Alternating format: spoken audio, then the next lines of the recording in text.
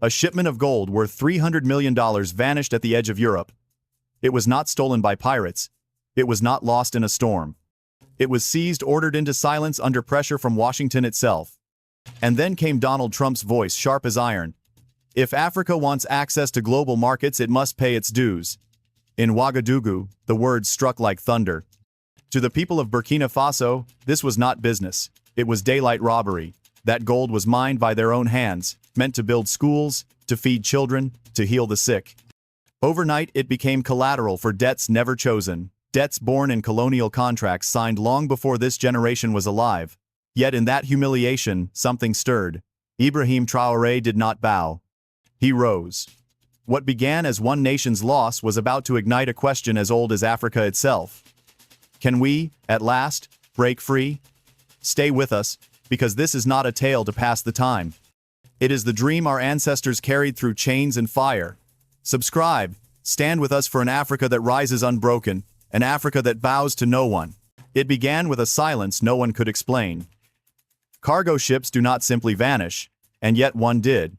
Hidden in its containers was gold mined by the rough, blistered hands of Burkinabe workers, valued at more than $300 million. It was the kind of shipment that could transform a struggling nation's year. Hospitals supplied, schools funded, farmland irrigated. But instead of reaching its destination, the gold was stopped cold at a European port. There was no lawsuit, no accident, no paperwork delay, only politics. Behind closed doors, Washington whispered, and Europe obeyed. Within hours, the cargo was no longer Burkina Faso's. It had been reclassified, not as wealth, not as property, but as collateral.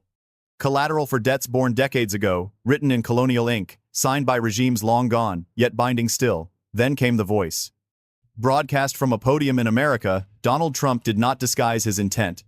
If Africa wants access to global markets, he said, it must pay its dues. The words carried across oceans like a whip crack. In one sentence, the truth was laid bare.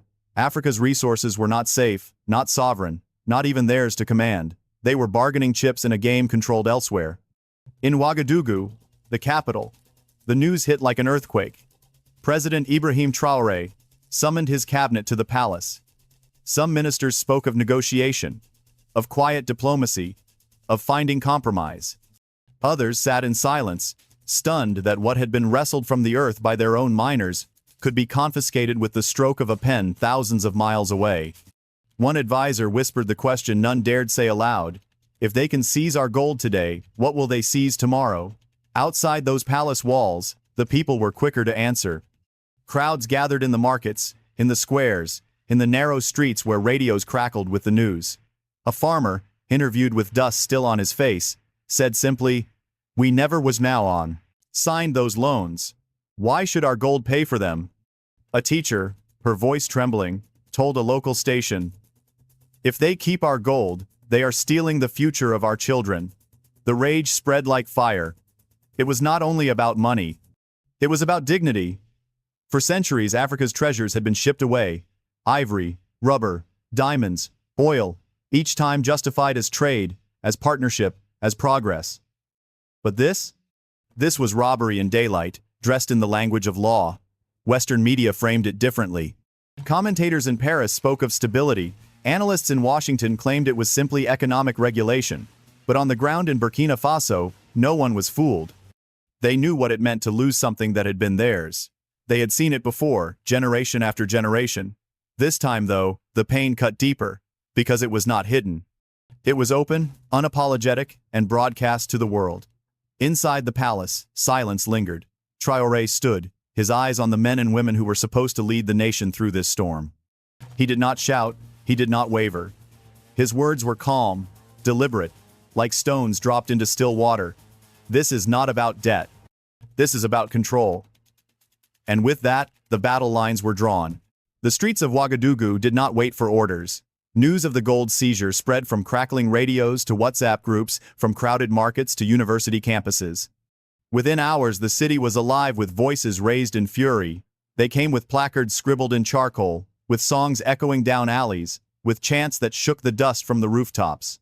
Miners, still in their work clothes, marched with pickaxes held high, their tools transformed into symbols of defiance. Students staged sit-ins, painting banners that read, "Our gold is not your guarantee." Mothers carried loaves of bread into rallies, lifting them above their heads to show the price of their struggle. Food itself had become a daily battle, and now even their nation's treasure was stolen to feed someone else's balance sheet. The anger was not confusion. It was clarity.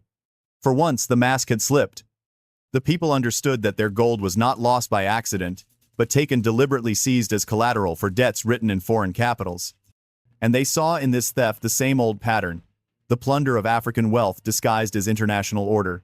Across the city, voices sharpened into slogans. "They steal in daylight and call it law," shouted a man in the crowd, his fist raised. A group of women responded in chorus, "Whose gold?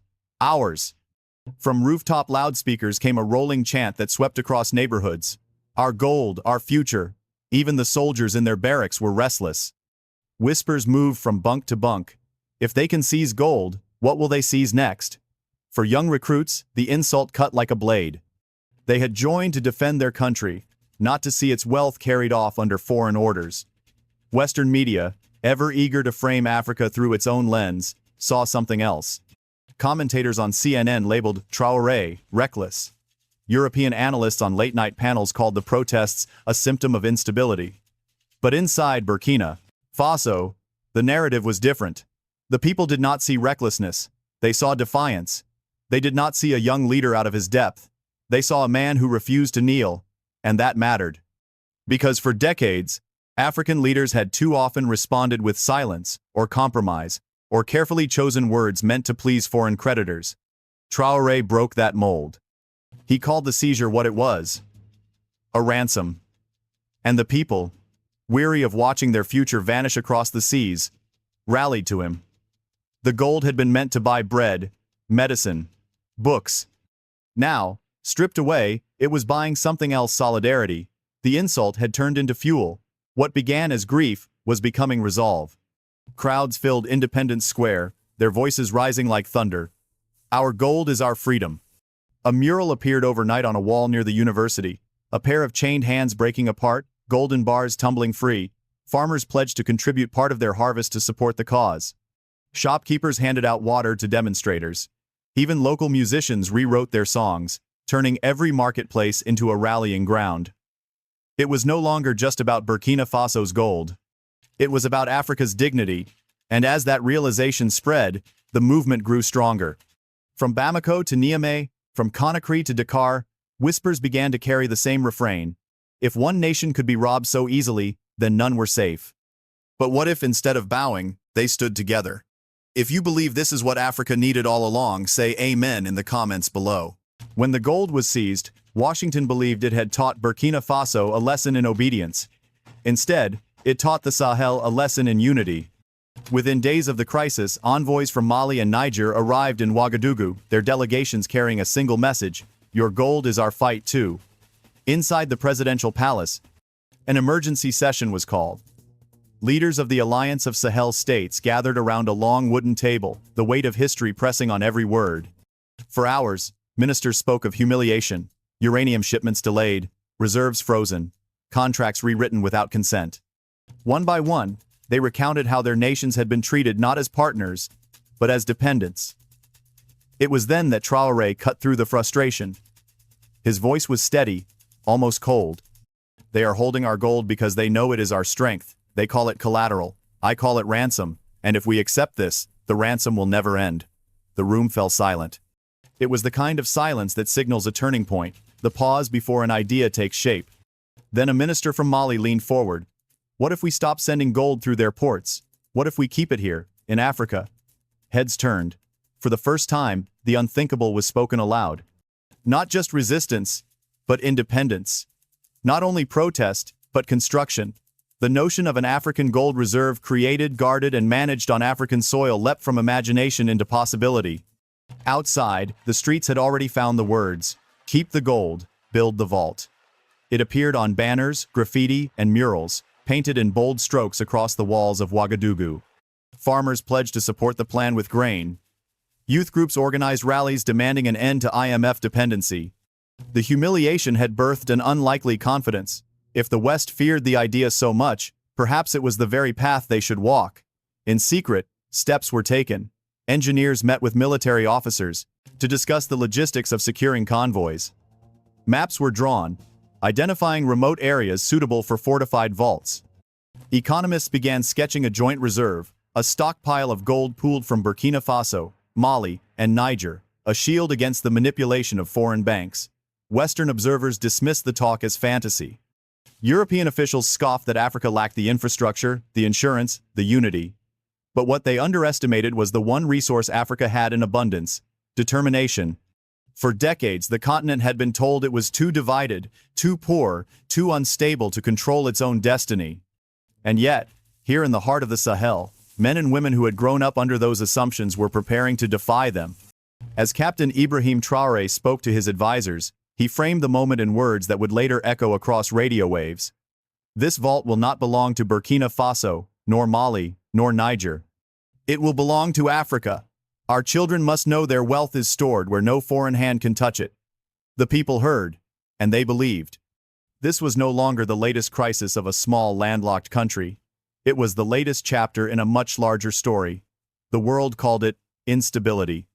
But for Africans, it was something else entirely: liberation in the making. That is Captain Ibrahim, latest news. The retaliation came swiftly. Western banks froze transactions linked to Ouagadougou and its allies. Insurance companies, without warning, refused to cover shipments, leaving West African ports. Even humanitarian deliveries were delayed under the guise of review. The message was unmistakable. Resistance would come at a price. European regulators piled on. New restrictions made it nearly impossible for Burkina Faso to sell its gold or minerals on global markets. Cargo ships bound for Asia were stopped for endless inspections. Credit lines evaporated overnight. It was economic warfare wrapped in the language of compliance, and the media joined in. London newspapers called the African gold reserve a reckless gamble. Parisian commentators dismissed Traoré as too young, too dangerous. On American talk shows, the word instability was repeated like a drumbeat. The West sought not only to starve Burkina Faso's economy, but to poison its image, to paint its defiance as chaos rather than courage. Inside the country, however, the effect was the opposite. Farmers organized food cooperatives to sustain their communities. Students held forums declaring that if the West feared the reserve so much, then it must be the only hope worth pursuing. Musicians released new songs, their rhythms carrying the message from village to village: our gold, our Africa. Yet the sharpest weapon was not sanctions, but subversion. Anonymous pamphlets began appearing in Ouagadougou, accusing Traoré of selling Africa to Moscow and Beijing. Small protests erupted, waving banners with slogans that curiously echoed Western headlines. Intelligence reports later revealed unusual financial flows, money wired to opposition groups, NGOs suddenly flush with resources. It was a familiar pattern. If they could not control the leader, they would attempt to divide the people. But Traoré was not blind. He warned his nation in a televised address. They tried to starve us. They tried to silence us. Now they try to turn us against each other. But we will not be divided. The response was electric. Citizens formed neighborhood watch groups to expose provocateurs. Students patrolled their campuses to shut down fake organizations. Even the military, long cautious, released a joint statement: our loyalty is to the Republic, not to foreign hands. In Washington, the frustration deepened. Trump doubled down at a press conference. These young leaders think they can defy the rules.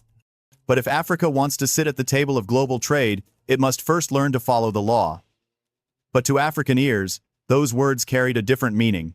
The so-called law was nothing more than IMF contracts and dollar dominance. For the people of Burkina Faso, the lesson was clear.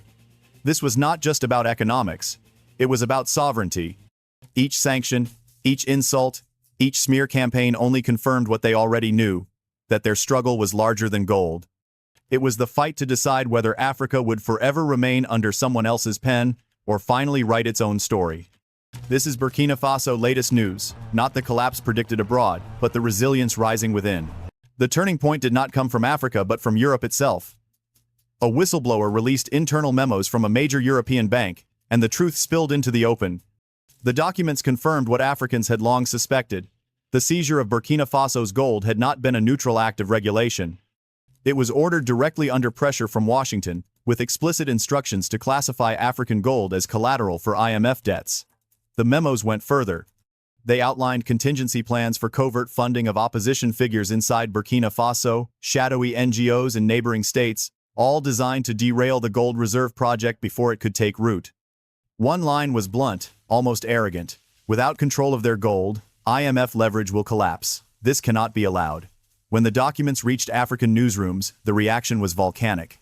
Radio hosts read the lines aloud with trembling voices. Newspapers splashed headlines across their front pages. Our gold, their debt? Callers phoned in to live shows shouting, they steal and call it justice? The memos were no longer just evidence. They were vindication. Every suspicion the people had carried for decades was now confirmed in ink and signatures.